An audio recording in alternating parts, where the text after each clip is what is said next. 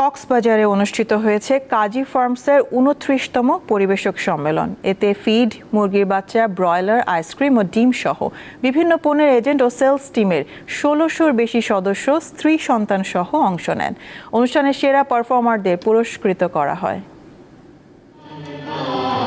Feed, মুরগির বাচ্চা, broiler, ice cream ও ডিম সহ বিভিন্ন পণ্যের নির্ভরযোগ্য প্রতিষ্ঠান কাজী ফার্মস। প্রতিষ্ঠানটির সাফল্যের পিছনে গুরুত্বপূর্ণ ভূমিকা রাখছেন পরিবেশকরা।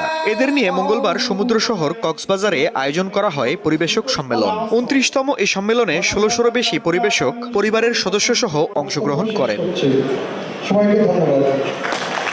কাজী ফার্মসের ব্যবস্থাপনা পরিচালক কাজী জাহিদুল হাসানের সভাপতিত্বে অনুষ্ঠিত সম্মেলনে প্রধান অতিথি ছিলেন প্রাণী সম্পদ অধিদপ্তরের পরিচালক ডাক্তার বাইজার রহমান। বিশেষ অতিথি ছিলেন প্রাণী সম্পদ অধিদপ্তরের বৈজ্ঞানিক কর্মকর্তা ডাক্তার সাজেদুল করিম সরকার ও বিভাগীয় পরিচালক আতিয়ার রহমান।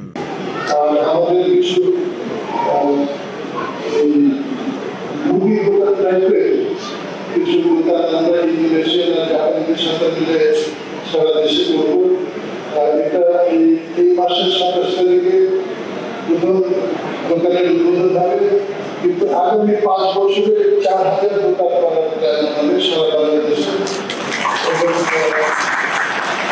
এইসব দোকানে আপনাদের উৎপাদিত জিনিসটা থাকবে, সেটারই অগ্রাধিকার থাকবে। প্রাণী সম্পদ অধিদপ্তরের পরিচালক জানান, সরকার উদ্যোক্তাদের সাথে আছে, ভবিষ্যতেও থাকবে।